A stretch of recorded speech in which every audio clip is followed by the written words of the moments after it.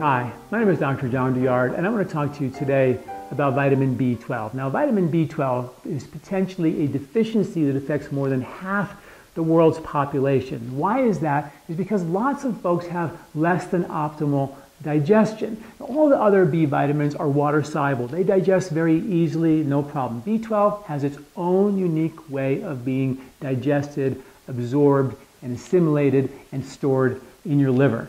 And it requires really good digestion. Mostly it requires a really strong stomach acid. In your stomach, there's a protein that's manufactured called the intrinsic factor, and it's only made if the stomach is producing a very strong acid. If the stomach is not producing a very strong acid, you won't make the intrinsic factor. You will not hook on, that will not hook onto the vitamin B12. You will not absorb it. You can have as much B12 in your diet as you want, swallow as many pills as you want. It will not be utilized. So, how do you know if you have good digestion? Well, wheat, the gluten is a protein, requires a good strong stomach acid. Casein in dairy requires a good strong stomach acid. Nuts and soy. Lots of the hard to digest proteins are broken down in your stomach. So if you have trouble with those, then that's a good indicator, my digestive fire may not be as good as it should be, and I might slowly be depleting my reserves of B12 in my liver, which takes about 5 years to deplete. So that's an issue. So folks who get older, who become weaker in their digestion, and even though the studies show that as you get older, digestion gets weaker, I don't believe it. I really believe that if you work on your digestion, that you can have a digestion as you get older, the same as someone who's young and healthy. I just don't believe we have to throw in that towel. However, people do, as we get older, we get run down and our digestion does get weaker. So that's a factor. So they say, people who get older are more prone to vitamin B12 deficiency. People who are on medication usually affects the quality of the digestion, affects the stomach acid. That can be a factor associated with a vitamin B12 deficiency.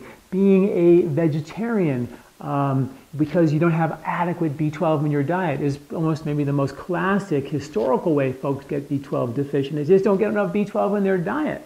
And that's important as well, to make sure you're getting optimal amounts of B12. Now, when B12 is low in the diet, one study showed that the brain can literally shrink. And the good news is that as you get the B12 back in your diet and you support digestive strength and turn the fires back on, make the intrinsic factor so it can do its job, the brain starts to recover.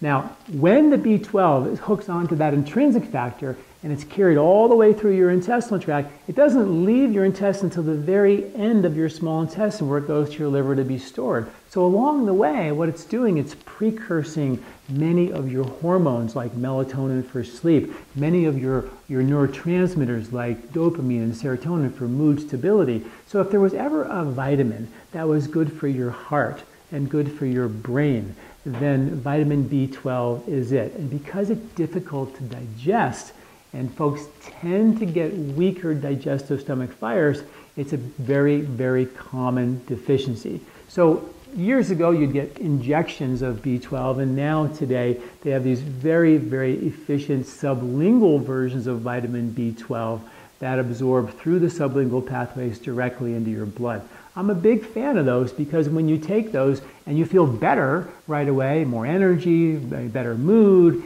then all of a sudden you know two things, right? Wow, I was low in B12, and number two, my digestion is probably weak and I need to work on that as well and not just be dependent on taking a supplement for the rest of your life.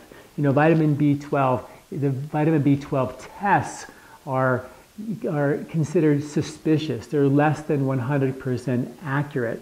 So, now the vitamin B12 test is really not accurate unless you have a methylmalonic acid test, a homocysteine test. Homocysteine is a marker for inflammation in the body. So we need all of those together to sort of get a sense of whether the B12 is actually normal. The study at Tufts University showed that people who had normal levels of vitamin B12, when they took B12, felt a whole lot better. So they figured that something must be inaccurate with that test. So the book is still out with regard to getting an accurate reading of vitamin B12. One of the things you want to do is say, hey, how am I digesting those hard to digest foods? Am I doing really well at those?